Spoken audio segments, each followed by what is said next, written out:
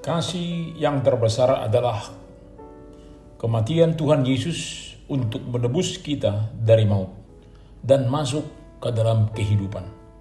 Kasih itu kita respon dengan hidup selalu di dalam iman kepada Kristus. Selamat hari Minggu, reminiscere Bapak, Ibu, saudara-saudara, anak-anak kami yang terkasih. Mari kita bersuka cita dengar-dengar akan firman Tuhan yang selalu menyegarkan kehidupan kita. Kita berdoa.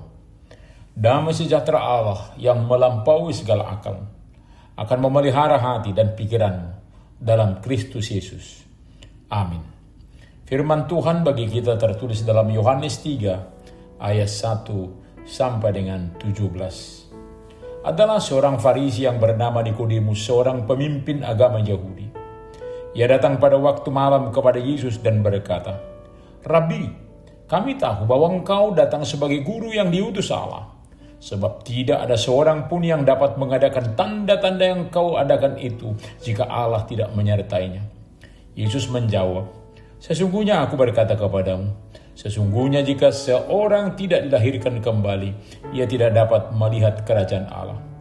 Kata Nikodemus kepadanya, "Bagaimana mungkin seorang dilahirkan kalau ia sudah tua? Dapatkah ia masuk kembali ke dalam rahim ibunya dan dilahirkan lagi?" Jawab Yesus, "Sesungguhnya aku berkata kepadamu, jika seorang tidak dilahirkan dari air dan roh, ia tidak dapat masuk ke dalam kerajaan Allah. Apa yang dilahirkan secara jasmani bersifat jasmani, dan apa yang dilahirkan dari roh bersifat rohani. Janganlah heran, karena aku berkata kepadamu, kamu harus dilahirkan kembali. Angin bertiup kemana ia mau, dan engkau mendengar bunyinya, tetapi engkau tidak tahu dari mana ia datang atau kemana ia pergi. Demikianlah halnya dengan tiap-tiap orang yang lahir dari roh." Kata Nikodemus kepadanya, "Bagaimanakah mungkin hal itu terjadi?" Jawab Yesus, "Engkau guru orang Israel dan engkau tidak mengerti hal-hal itu? Sesungguhnya aku berkata kepadamu, kami berbicara tentang apa yang kami ketahui dan kami bersaksi tentang apa yang kami telah lihat. Tetapi kamu tidak menerima kesaksian kami. Kamu tidak percaya waktu aku berbicara kepadamu tentang hal-hal duniawi. Bagaimana kamu akan percaya kalau aku berbicara kepadamu tentang hal-hal surgawi? Tidak ada seorang pun yang telah naik ke surga selain dia yang telah turun dari surga, yaitu Anak Manusia. Sama seperti Musa meninggikan ular di padang gurun, demikian juga Anak Manusia harus ditinggikan, supaya setiap orang yang percaya kepadanya beroleh hidup yang kekal. Karena begitu besar kasih Allah akan dunia ini, sehingga ia telah mengaruniakan anaknya yang tunggal supaya setiap orang yang percaya kepadanya tidak binasa, melainkan beroleh hidup yang kekal. Sebab Allah mengutus anaknya ke dalam dunia bukan untuk menghakimi dunia, melainkan supaya diselamatkan melalui dia. Kasih Allah nyata melalui kehadirannya dari surga, hidup di dunia bersama-sama dengan manusia, merasakan apa yang manusia rasakan. Hal ini dinyatakan oleh Tuhan Yesus saat di malam hari berbincang dengan seorang Farisi. Dan sebagaimana banyak orang Kristen sudah sering mendengarkan pernyataan Tuhan Yesus, bahwa begitu besar kasih Allah akan dunia ini sampai mengaruniakan anaknya yang tunggal, sehingga dunia tidak binasa, melainkan beroleh kehidupan yang kekal. Mari lebih dalam lagi kita pahami akan kehidupan kita. Nikodemus, pemimpin Yahudi yang sudah di tingkat pengajar, tempat bertanya, ternyata masih tetap perlu belajar kepada Tuhan Yesus yang datang dari surga, sehingga pemahamannya tentang hidup beragama semakin baik. Baiklah kita setiap orang terus-menerus belajar akan pergumulan kita di dalam hidup.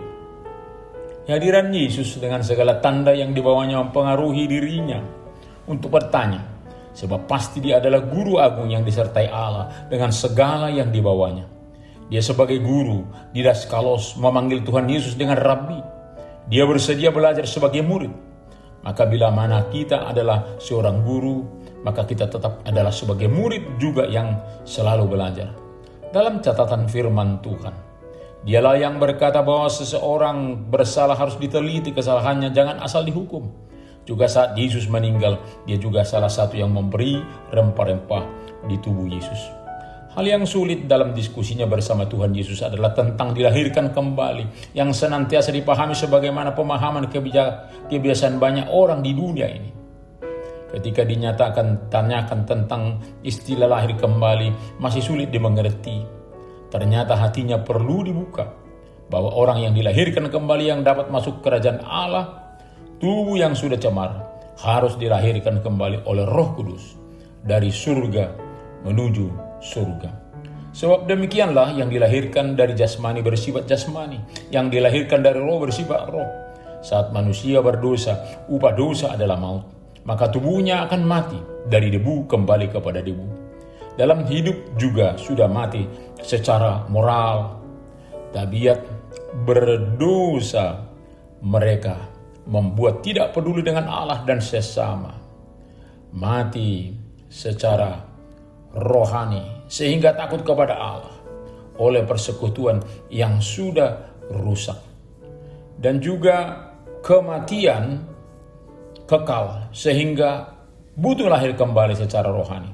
Roh Allah yang akan menolong manusia berdosa. Maka dalam keberagaman kita sangat tepat kita dilahirkan kembali dari surga menjadi ciptaan baru, dan disitulah ketenangan ada di dalam diri kita. Banyak hal yang belum manusia mengerti, namun boleh diterima dalam kehidupan. Sebagaimana angin kita tidak tahu dari mana mau kemana, namun kita merasakan keberadaannya. Hal ini sudah ada dinyatakan di kitab Pengkhotbah, supaya Nikodemus boleh semakin paham. Begitulah Roh Kudus memperbaharui diri kita, melahirkan kita kembali sebagai manusia baru. Maka di dalam ketidakmengertian kita boleh datang kepada Tuhan Yesus, belajar banyak hal, sehingga pemahaman kita semakin baik dalam kehidupan rohani.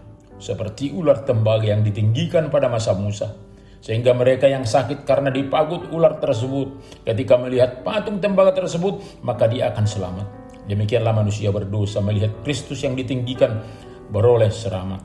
Maka keselamatan kita ada saat kita melihat kepada Kristus di dalam iman percaya.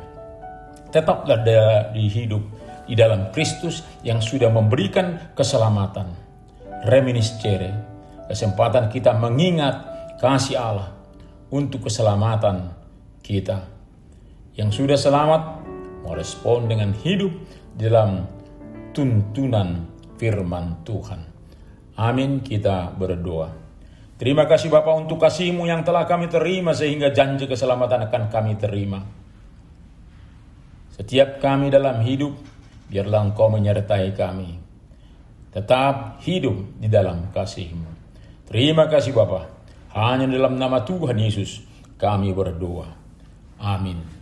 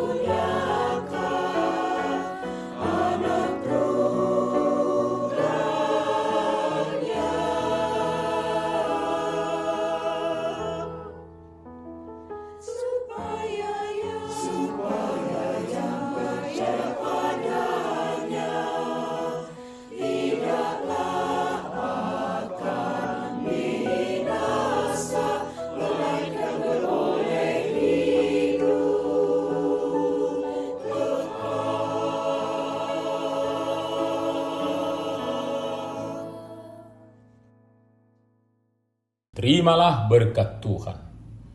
Tuhan memberkati engkau dan melindungi engkau. Tuhan menyinari wajahnya kepada engkau dan memberi engkau kasih karunia.